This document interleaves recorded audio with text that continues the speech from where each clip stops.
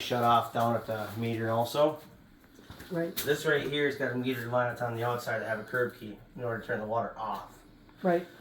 So in an emergency situation, you'd have to just shut this off here, pull this down. You'll take your air compressor, put it on here. Like So you said pull that down. You mean take the meter out? Yep, you have to pull the meter out. It's a union connection here and here. Pull that out, otherwise it'll shatter. Okay.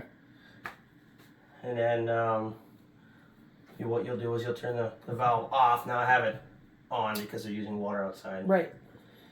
And then you put your hose connection on, put it on there. Open this up. That'll give you instant pressure through the entire house. Right. I recommend no more than 35 psi when you're using it, okay? And then you go through everything. Leave this open, these two open, and then you can, this is worst case scenario if you're shutting it down, then you go to bathroom, to fixture to fixture to fixture to fixture. Don't forget stuff like the washing machine, dishwasher, stuff like that. After you're done with those, every time you're done, you get air, shut it off, go to the next one, the next one, the next one, the next one, the next one. Okay, then go do that process all over again. Make sure everything's out of the line. Okay, outside spigots, make sure you open those thumbs up, blow those out. Okay, you'll know because it'll be chattering, and then it'll be nothing but air, and then it'll just no water, no nothing. Then you're good to go on that. Then you can turn everything off.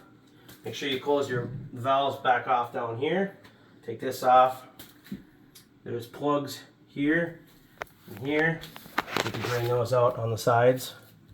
These plugs, this plug, and that plug for the condensate. You can pull all those out. That'll drain what's water is left in here. Okay. Of course, this gets unplugged first before you start doing that. Otherwise, this will start sensing for water. So you want to plug the hot water heater. Now, that's for blowing it out. Then you'll have to put glycol on all the traps and stuff like that. A little bit of antifreeze and stuff like that. RTV, because it's pet safe and biologically it's not a hazard. Okay, so in the winter time, if you wanted to, so you're going to turn this valve off here and this valve off here. This controls the outside spigots. This is direct line for the outside spigots. I can feel it even right now going. This controls the back ones, front one, that one over here, all outside spigots. This one here is for the front spigot because it's the hot and cold in the front. Got it. So you can turn that off, this off, and then you can, two ways you could do it. You can either A, open all the spigots, and open this with a little bucket, and everything will drain back in here. Or you can take your air compressor fittings like that, you put that on there, you close these off, you turn that on, yep, and then you just open all the spigots and whoosh, it'll blow them all out. Then when you're done, you can close those off. You're good to go.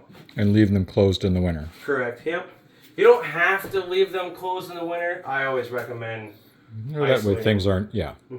I always do it. Last year I didn't do it with my garage. I should have. Little things. Even me. I'm like, oh, it should be fine. It should be fine. I forgot a hose on it actually, and that's my number one pet peeve. So in the winter, when it's getting, bless you, when it's getting starting to get cold out here, make sure you take all the hoses, any fittings you have on there, that stuff out there with the auto timers and all that, make sure that comes off. Because if you don't shut this off and you leave that going, they're frost free, so it's heated on the inside. Right. So they're about that long, and the water only opens up here to the end and fills that tube. And then when you close it, it drains out. But if you have stuff on the very end, it'll hold water in that tube, it'll just freeze all the way up till it bursts. So make sure that you take all your hoses off and just close it. Otherwise, that's it. That's all it is in a nutshell. That's simple.